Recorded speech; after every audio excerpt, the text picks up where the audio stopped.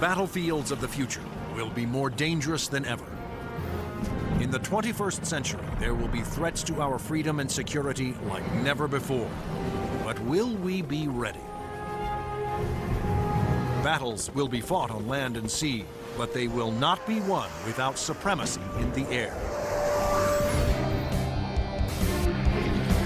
Enter the incredible world of 21st century combat.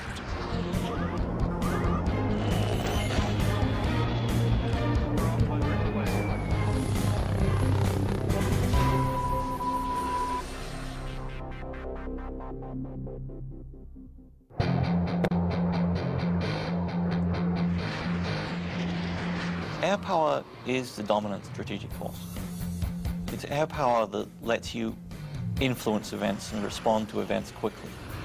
It's air power that lets you fight a war without putting hundreds of thousands of people on the ground. To date, Air Force F-15s have won more than 150 dogfights against enemy fighters without a single loss. And the Navy F-18 Hornet is widely recognized as the world's best carrier-based fighter bomber. But in the future, neither the F-15 nor the F-18 will be able to survive against deadly enemy anti-aircraft missiles. Surface-to-air missiles, or SAMs, are going to represent the biggest threat. Those very formidable systems developed in Russia or China will have to be taken out of action very quickly in any future conflict. The fighter of the future will need to be stealthy to slip past enemy radar. It must be able to take out anti-aircraft installations. And it must out-dogfight any enemy fighters that get in the way.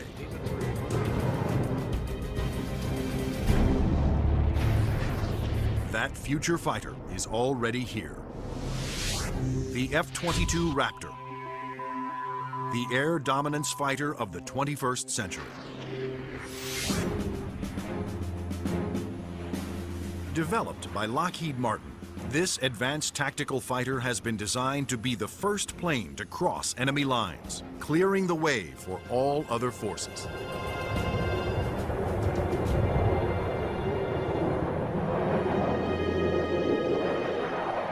The F-22 is both an air-to-air fighter and an air-to-surface fighter, so it can drop precision weapons. That means it'll be able to go in early in a conflict, knock out all the air defenses that an enemy has, and also take out certain ground targets. And open the door for all the U.S. forces, whether they're ground vehicles or other aircraft, to come in and continue the fight. The development of the F-22 Raptor first began in 1985, when the Air Force requested proposals for an advanced tactical fighter jet to replace the F-15 air superiority fighter. Military planners feared that the F-15 would not be able to counter new air and ground threats on the horizon. The result was the creation of the F-22. The capability of the aircraft is a quantum leap above what exists right now, and it's going to take air power and revolutionize it into a whole new world. In the battles of the future, stealth will be critical for all new fighters to avoid being seen by enemy radar. Non-stealthy aircraft just will not survive in the air battles of tomorrow. Stealth technology was created to counter advances in radar. Radar works by sending out radio waves and measuring the amount reflected back to determine the distance, speed, and course of an object. But stealth aircraft are designed with surfaces that deflect radio waves away, making them nearly invisible to radar. The world's first stealth production aircraft was the F-117 Nighthawk. The reason that airplane is faceted is a limitation of the computer technology at the time. It's easier to model a finite number of flat surfaces than it is a bunch of curved surfaces. And while the aircraft was a breakthrough at the time, the facets limited the plane aerodynamically. But now, thanks to more powerful computers, engineers can design aircraft that do not have to sacrifice aerodynamics for stealth. The F/A-22's aerodynamic slickness allows it to have the lowest drag of almost any aircraft ever produced. The F-22's aerodynamic superiority, combined with its stealth and firepower, make it a far better adversary than any aircraft before it. The F-15, which the F-22 will replace, has been a very successful fighter, but it is not stealthy. The F-117, while stealthy, carries no air-to-air weapons and is not designed for air combat. It relies on stealth and mission planning to protect itself. But the F-22, on the other hand, is not only stealthy, but comes with a full complement of air-to-air and air-to-ground weapons. The primary armament is in weapons bays underneath the airplane, where we carry 6 medium-range radar-guided missiles. By carrying the weapons internally, it preserves the stealthy shape of the plane. For closer infighting, the F-22 has short-range missiles and guns. Behind these two doors right here is the side weapons bay. This is where we carry a heat-seeking missile.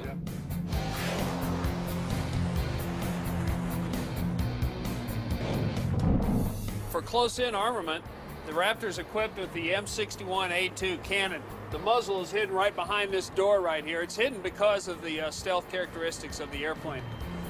Cannon carries 480 rounds and is capable of shooting 100 rounds a second. The F-22's advanced weapons systems will make it a formidable interceptor, as will its unique ability to find enemy aircraft without revealing its own position. When other planes use their radar, they become visible to every other radar system in the area. But that's not the case with the F-22. Perhaps the highest tech part of the airplane is the radome itself. Not only does the radome have to be stealthy, but it has to be able to transmit and receive its own radar signals. How the F-22 radar achieves that remarkable feat is classified. But what is known is that the F-22 can see enemy aircraft at a distance while remaining invisible to them. The first time that the bad guys will really know there's an F-22 in the area is when one of them blows up. Along with its advanced radar system, the F-22 is the first fighter to have supercruise, the ability to travel faster than the speed of sound without using its afterburners. A jet's afterburners boost speed by pouring fuel directly into the hot blast of the engines, adding fiery extra thrust. But afterburners are also wasteful, consuming enormous amounts of fuel, dramatically affecting the range and duration of a plane's mission. But the F-22 doesn't have that problem. Without using afterburners, it can supercruise at an incredible 1.5 times the speed of sound, over 1,000 miles per hour. This is all about our pilots being able to go fast, minimize the amount of time they are exposed to any threat, do the mission that we've sent them to do, turn around and come home safely. The F-22 is presently the only fighter in the world with supercruise, but it wouldn't be possible without a very unique set of engines. The goals for Pratt & Whitney were to provide a transformational engine that the Air Force needed, one that was stealthy, maintainable, and fast. The F-119 PW-100 was developed by Pratt & Whitney after years of research. It sets the new standard for jet engines. Along with its incredible supersonic ability, the F-119 incorporates thrust vectoring. Here we are at the rear end of an F-A-22 Raptor. First thing you'll notice are the nozzles for the F-119 engines. In flight, during a maneuvering dogfight, they actually move up and down and vector the thrust of the engine to provide maneuverability.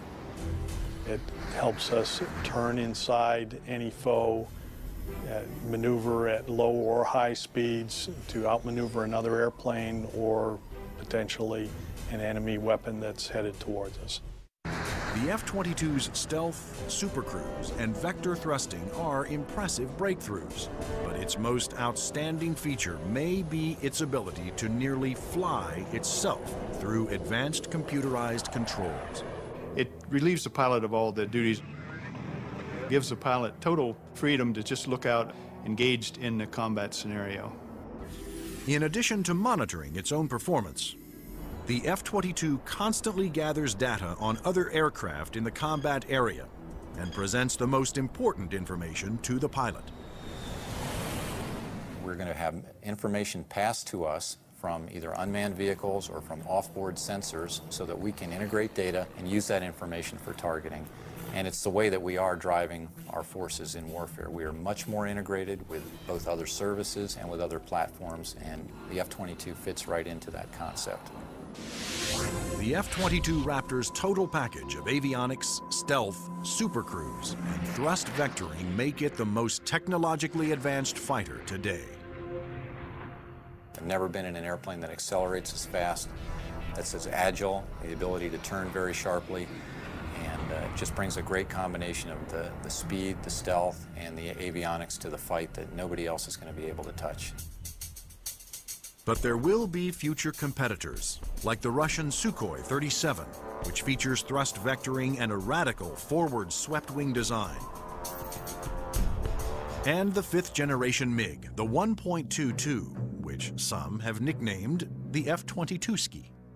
The Russians are still very active aircraft developers. They've got a variety of technologies that they're continuing to improve upon and that can be made available to our future enemies. And so that's why we have to stay on top of the technology that we are developing and make sure that it is able to take out anything that other countries develop. When you look at the adoption by China of the Su-27 and the fact that it'll probably be modernized and improved, that brings up the need for more advanced fighter aircraft in the US.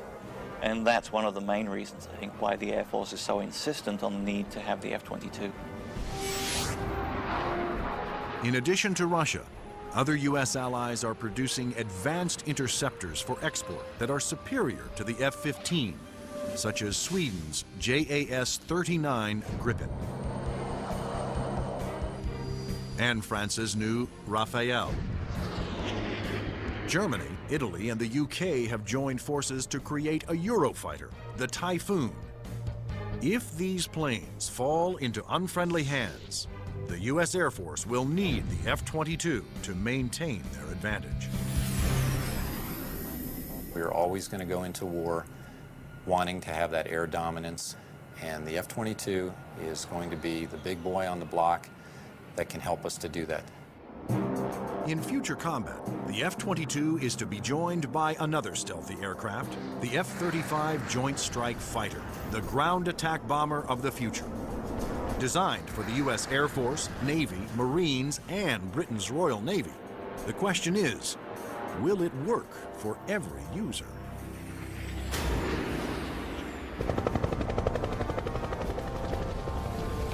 The rules of war have changed. Brute force has given way to high tech, and conventional weapons of the past will no longer be effective.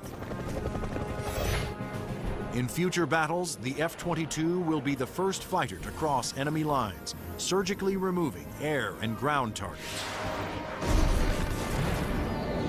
Next in, the F-35 Joint Strike Fighter, the attack bomber of the future. It will assume the air-to-ground attack role for the U.S. military.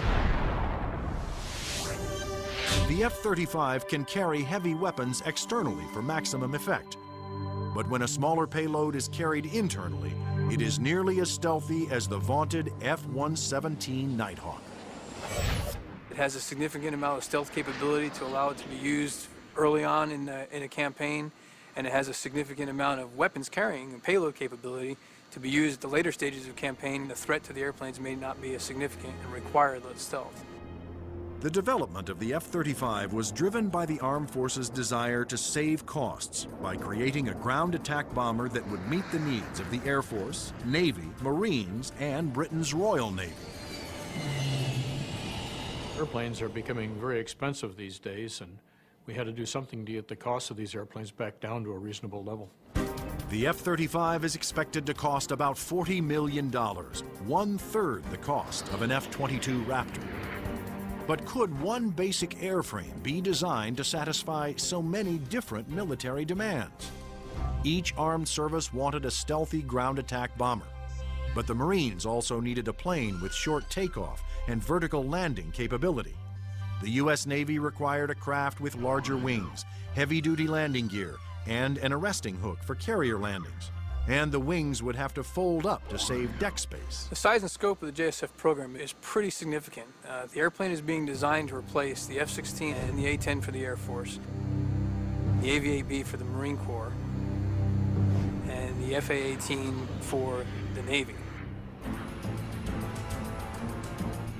Unlike the twin-engine F-22 Raptor, the F-35 Joint Strike Fighter was designed around a single engine to keep down not only costs, but weight.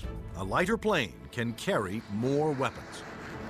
For the Joint Strike Fighter, one of the keys of its mission is the ability to handle a large amount of ordnance and bring it to an enemy site. That all works better with a single engine.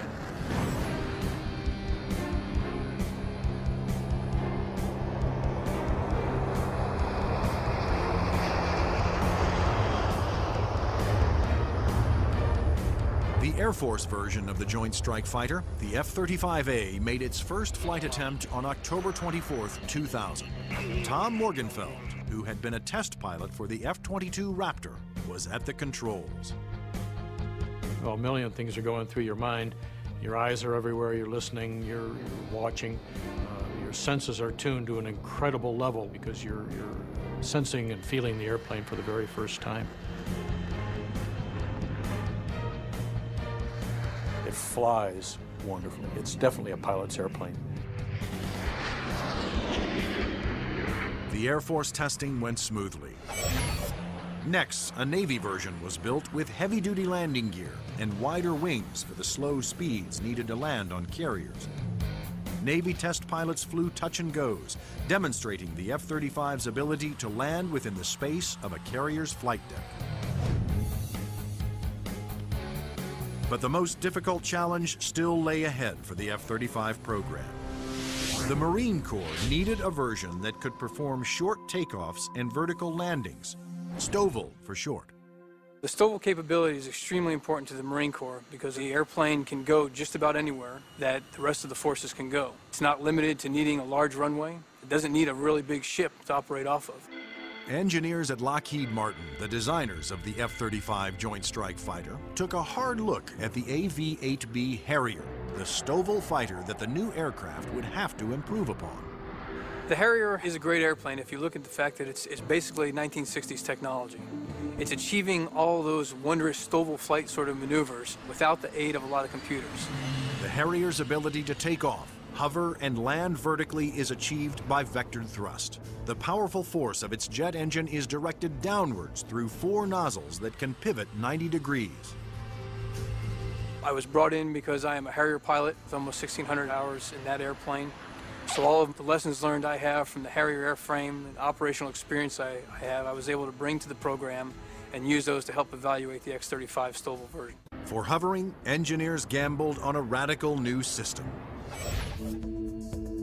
They planned to supplement the vectored thrust method by harnessing the jet engine to a drive shaft that would power a fan to blast air downward. In 1991, we unveiled this shaft-driven lift fan system to the technical world.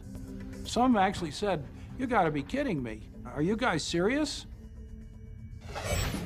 The lift fan required doors to open behind the pilot on the top and bottom of the plane to draw in more air. The fan would blast air down mid-ship, while the jet nozzle in back swiveled, blowing its powerful exhaust down to create a balanced lift force. The shaft-driven lift fan system allows you to harness a lot more energy out of what the engine is producing. But harnessing a jet engine to a drive shaft proved to be extremely difficult. The mechanical energy we were dealing with in the shaft-driven lift fan system was very large. We had 28,000 horsepower being transmitted from the drive shaft from the main engine to the lift fan. And that's similar to the power going through a U.S. naval destroyer. The lift fan's ability to blend large amounts of cool air with the hot jet exhaust provided another important benefit. One of the things we learned in JSF was to combine the jet exhaust to get a lower combined temperature than the Harrier. This allowed us to avoid some of the problems with concrete where the concrete would actually burst and explode under the high temperature and high jet exhaust from the Harrier. At the Lockheed Martin test facility in Palmdale, California, the revolutionary lift fan system was put to the ultimate test, in the air. If the lift fan failed during hover, the plane would crash.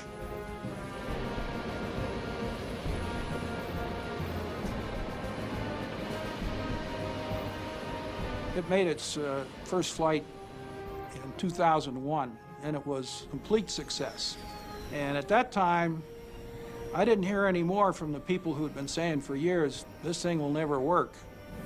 It worked. Now, all three versions of the F-35 for the Air Force, Navy, and Marines are being developed and further tested for mass production.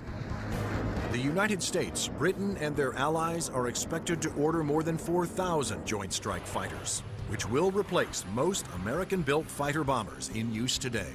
The handling qualities and performance are stunning. It really is a pilot's airplane. It sort of makes you feel like a little boy. You want to take it home and tuck it under the pillow with you at night. It's just a pilot's airplane. In future air conflicts, the F-22s will be used to establish air dominance. Then waves of stealthy F-35 Joint Strike Fighters will use their superior weapons-carrying abilities to attack other major ground targets. The Joint Strike Fighter is going to be the backbone airplane for hauling freight. It is going to be the muscle part of sustained forces. Commanders can also alter an F-35's mission in the air as situations change during the battle. There are a variety of ways for the F-35 to bring in information from external platforms, other airplanes flying around the battlefield, satellite-based assets, ground-based assets. All that information can be presented to the pilot in the cockpit and allow him to be more of a tactician and manage the tactics of the game that day instead of worrying about the nuances of flying the airplane.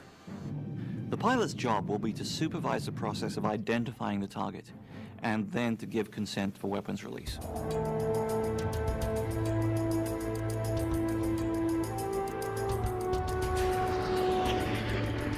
The Joint Strike Fighter will be able to carry a wide range of weapons, to include the heavier weapons such as the 2,000-pound bunker busters and 2,000-pound blast weapons.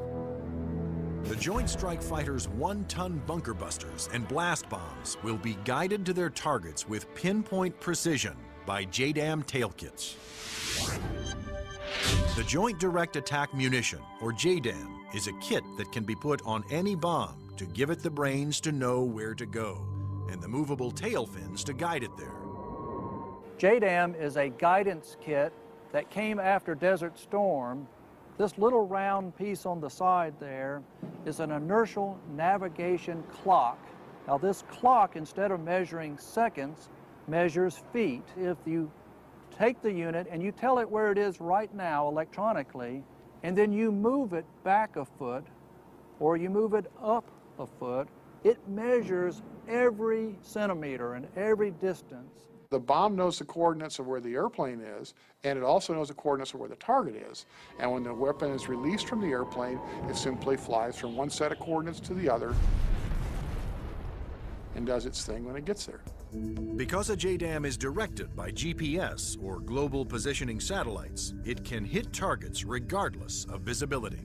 The way we use it is by employing it against targets that we cannot normally see visually, whether it is due to weather, smoke, haze, or just some sort of other thing that's obscuring the target.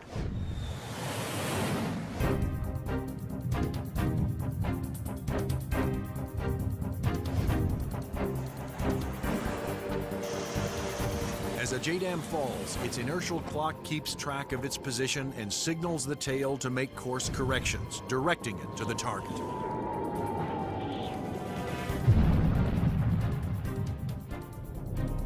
The accuracy of new weapons like JDAMs will reduce collateral damage.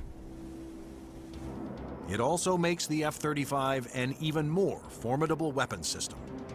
The new weapons such as JDAM really reduce the need for the number of sorties, and that reduces our risk because we're not exposed to enemy threats as often.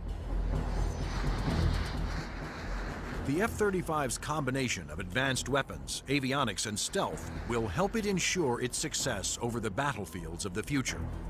U.S. military planners wondered if these same features could be utilized in a helicopter. They wanted a stealth helicopter. But could it be done?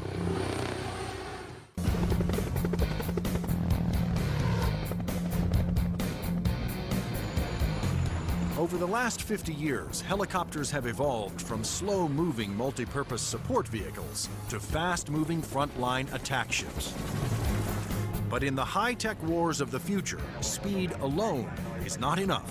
Information is the key. There's three elements that are critical to warfare.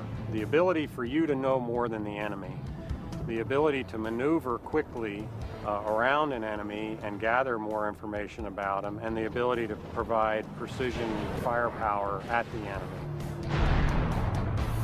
In future conflicts, after the F-22 Raptors and the F-35 Joint Strike Fighters have cleared the way, surveillance and attack helicopters will support ground troops as they move in to secure the area. We like to be down low where the action is, and we like to be down low where the threat can't see us. But at such low altitudes, helicopters are vulnerable to a wide assortment of ground-to-air weapons. All the simple systems, the guns, unguided rockets, the surface-to-air missiles, it's got to deal with all of that, and it's got to deal all of it effectively. The Pentagon has responded with a two-pronged strategy to counter this threat: inexpensive, expendable unmanned helicopters and stealthy manned helicopters. Unmanned helicopters will be primarily used for surveillance and for gathering targeting information. Fire Scout, designed by Northrop Grumman, was specifically developed to take off and land on Navy ships. However, the key to creating a successful manned helicopter for future combat is to make it stealthy like the F-22. But the question is, can it be done? Achieving stealth in a helicopter is different from stealth in a fixed-wing aircraft. You're concerned about different signatures: radar reflectivity, infrared, noise, all things that will give away an aircraft's position. Those signatures, like heat, smoke, and sound, put helicopters and their pilots at serious risk over the battlefield. All the small shoulder-fired missiles, which are very effective against helicopters, are heat-seeking infrared systems. The challenge for engineers was to create a quiet helicopter with very few signatures and a small radar cross-section. And that's exactly what Sikorsky has done with the new RAH-66 Comanche. In the Comanche, with all the stealth capabilities, we can defeat the radar threat. We can defeat the guy with the shoulder-launched heat-seeking missile. And from the guy popping up in the tree, our agility defeats him. Our small size, our quiet acoustic signature defeats him. Often the first thing you hear from a helicopter is the sound of the wake from the main rotor hitting the wake from the tail rotor. In the Comanche, the fan tail is shrouded, so there is no interaction between the fan blade tips and the main rotor tips, and it's also canted slightly. And those all contribute to reducing the acoustic signature. Engineers also experimented with the main rotor to find a quieter design. If you look at a Comanche, it's got a 5-blade rotor, and what that does is it cuts down the normal chop, chop, chop sound from a helicopter into a more discreet whir that kind of blends into the background. Reducing the heat signature of a helicopter is also essential to making it more survivable. When you look at a Comanche, the first thing you ask yourself is, where's the exhaust? Where does all this hot air get out of the engine? The Comanche's exhaust actually escapes through the tail boom, where it is instantly dispersed by cool air from the rotor. That missile has to have something to home in on, and that's a heat signature. Comanche defeats that by the engine exhaust being mixed with ambient air and cooling it so that there's no longer a heat plume for that missile to home in on. To defeat radar, the Comanche utilized the stealth secrets first developed for the F-117 Nighthawk. There are no radar-reflecting right angles on its outer fuselage, and all weapons are carried internally to help keep its stealthy shape. What's interesting about the helicopter is some of the things that achieve stealth actually make the helicopter better. Things like the retractable landing gear and the retractable weapons bays, that also makes it sleeker and faster. So once you've bought into the stealth part of it, you get other superior attributes. The main role of the Comanche is to give commanders an overview of the battlefield by providing up-to-the-minute information. Comanche is going to be basically their flying cavalryman. It's going to dart in and out, slash and cut, be a reconnaissance vehicle. As Comanche's two pilots gather data, their computer shares that data with other Allied forces. When the Comanche finds the enemy, he's going to kind of direct like a quarterback to apply the firepower to defeat that enemy.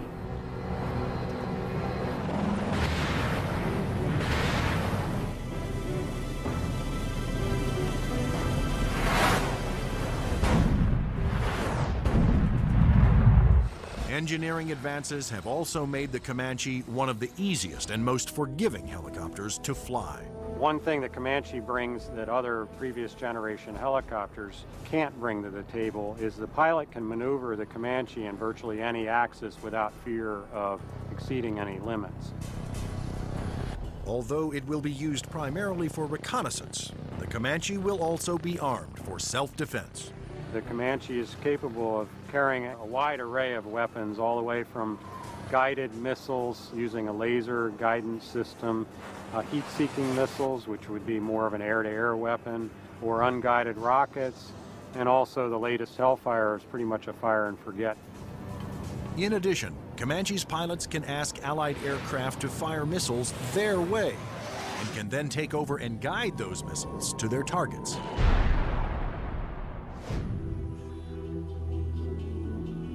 If the Comanche is hit, its computer system can often fix itself by reassigning vital functions to undamaged computer cards. This is where the computer brain of the Comanche is.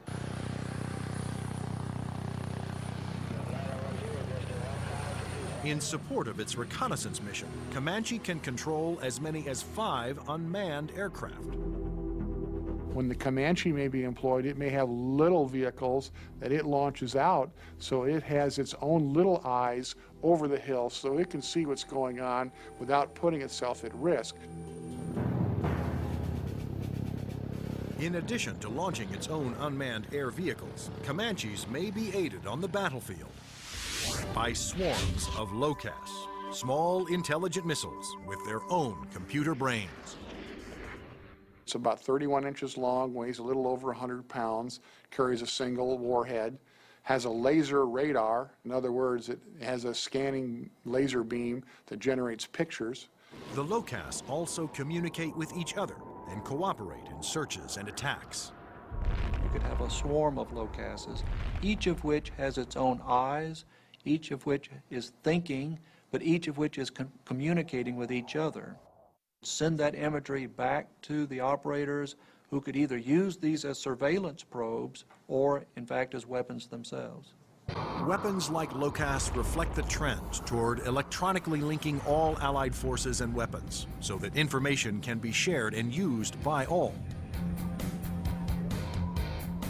By networking aircraft over the battlefield, with surveillance platforms and other weapons systems, commanders can quickly change missions to take advantage of up-to-the-minute information.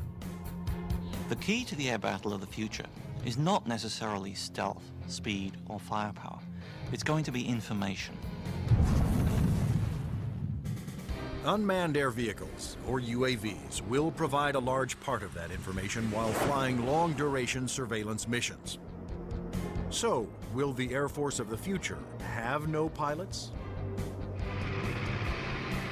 Since the very first use of airplanes in war, military planners have looked for ways to make aircraft more effective and more lethal. Once so secret their very existence was denied by the government, unmanned air combat vehicles, or UCAVs, are now poised to take the preeminent role in 21st century air combat.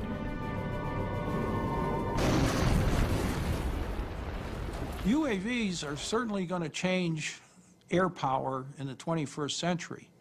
You can see it starting to happen today, but what we're looking at now is just the beginning, because there's going to be more of them, and they're going to be better.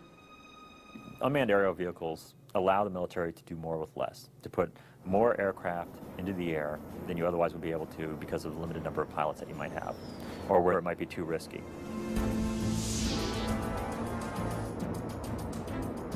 In the future, aircraft that have no pilots on board will carry out the most dangerous combat missions.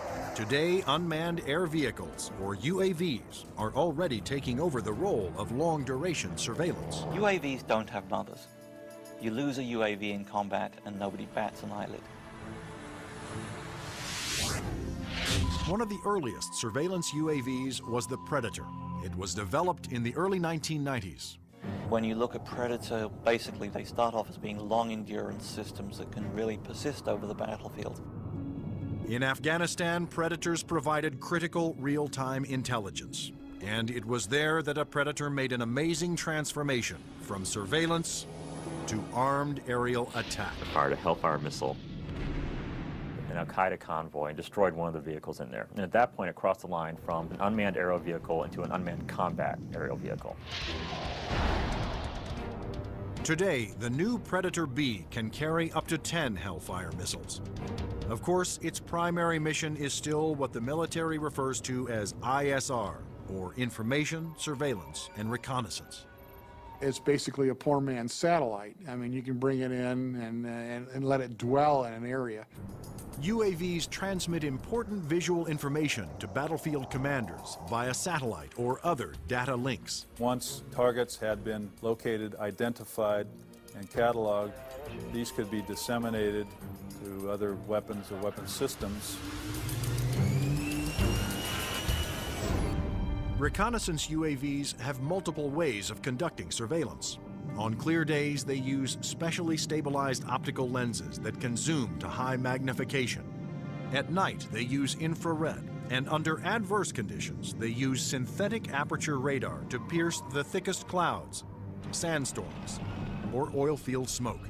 When the radar is reflected back, it can also be used to create a 3D image of objects. If the enemy chooses to use countermeasures or decoys or deception techniques, having to beat 3 systems is a lot harder than 1. The success of the Predator paved the way for the development of an even more advanced high-altitude jet-powered UAV by Northrop Grumman.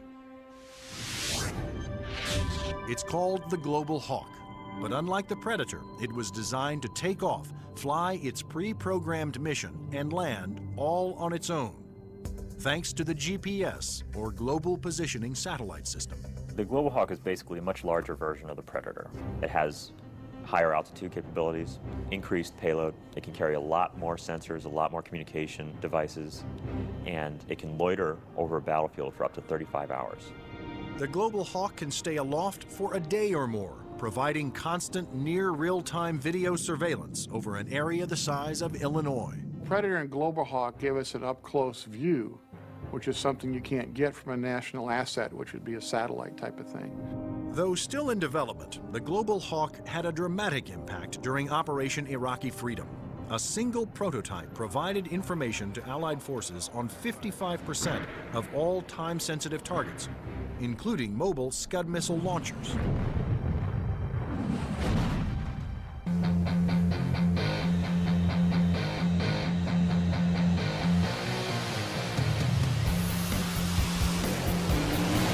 Like the Air Force, the Navy wanted its own autonomous UAVs. However, designing one to take off and land on an aircraft carrier was a tremendous challenge. But the engineers at Northrop Grumman were up for it. In the summer of 2000, they began working on the X-47 Pegasus. The hardest part of the Pegasus program was definitely the flight controls. Getting on and off an aircraft carrier, of course, is one of the toughest design problems for an aircraft. And doing this with a tailless vehicle like Pegasus certainly was the toughest problem we had. That problem was solved by using 6 innovative surfaces to make the plane climb, descend, and turn. This surface just rotates up. the elevon, of course, both up and down, and then there's another inlay on the lower surface as well. The first flight of Pegasus, the demonstration was very, very successful. It lasted approximately 12 minutes. There was no human in the loop. But could Pegasus, without any human assistance, land within the tiny space between the arresting cables of an aircraft carrier? The engineers came up with an ingenious way to find out. And we actually glued a small paintball down under the bottom of the hook so we could get a clear touchdown point. That was quite an achievement that we're very proud of. The Navy will use its stealthy UAVs to get targeting information for its guns, missiles, and fighter aircraft. The initial focus has been on information, surveillance, and reconnaissance to provide targeting information to the Navy's strike packages.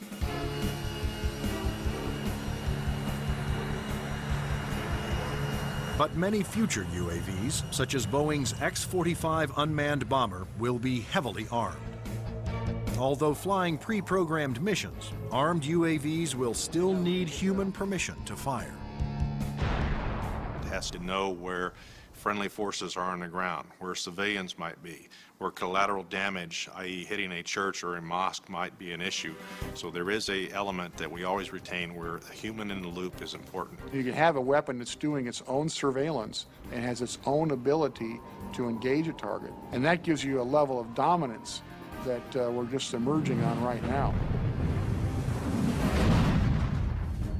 In the not-so-distant future, there will be even more radical aircraft and airborne weapons systems. Everything from electromagnetic pulse weapons to powerful airborne lasers to hypersonic aircraft that can fly to anywhere in the world in 2 hours or less. But how soon will these high-tech secrets become a reality?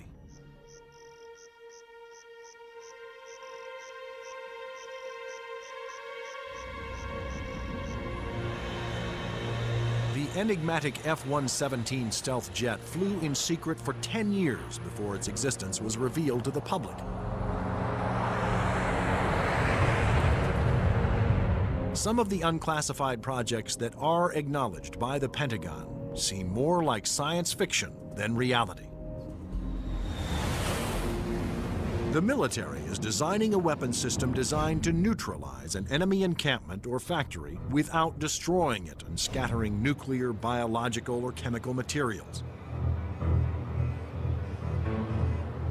Electromagnetic pulse, or EMP weapons, will blast a highly concentrated magnetic field towards its target, overloading and destroying any electrical components. The small electromagnetic pulse weapons offer some pretty startling capabilities. You can essentially completely destroy an enemy's electronic infrastructure in a very precise way. You can fly over a small facility, only a couple of acres, fire it, and suddenly none of their computers work, none of their weapons work, none of their electronics at all will work. Researchers are also experimenting with an airborne chemical laser. An entire aircraft has been turned into a chemical energy plant that points that laser at a target and burns through missiles. This aircraft will fly at higher altitudes and will primarily be used for Scuds or for ballistic targets that would be fired from one country to another.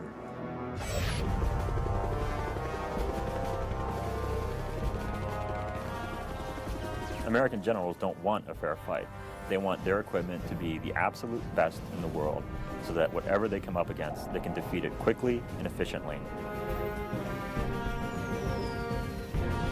The battlefield of the future will continue to be a dangerous place. But military planners believe that the key to maintaining the security of the United States is to develop the weapon systems of tomorrow, today.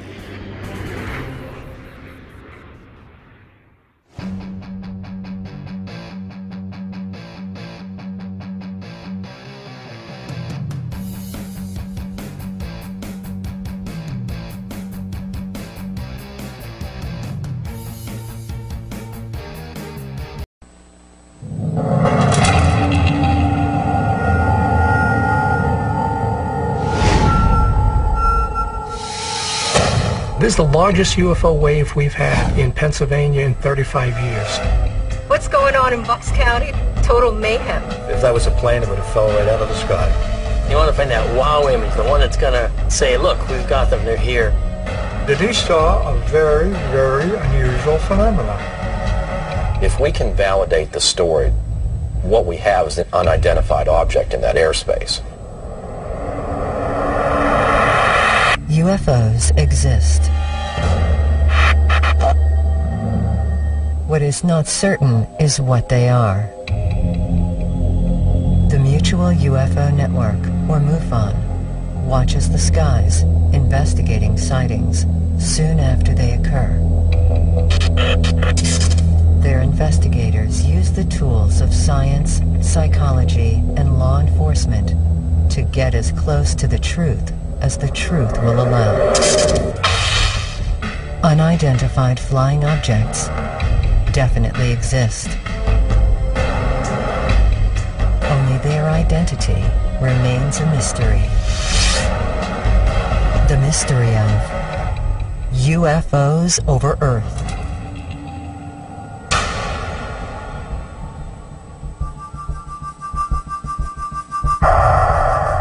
I'm excited.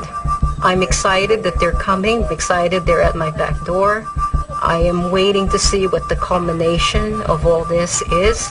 It, to me, is something that is at the forefront of a breakthrough.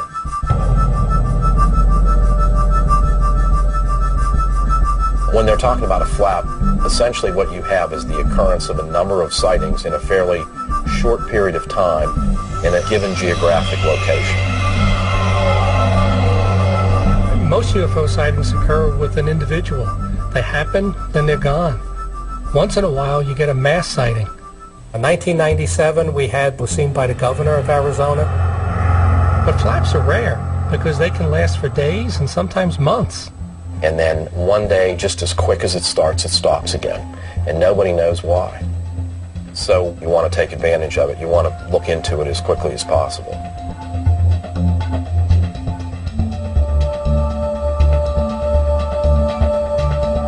This is the largest UFO wave we've had in Pennsylvania in 35 years. We normally get 8 to 10 sightings a month. We get 63 reports in July. There were 25 more in August, 32 more in September.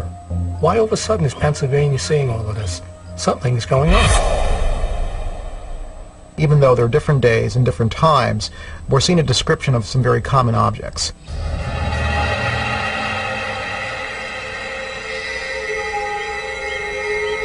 The activity that we're looking at right now is about 7 times more than the usual.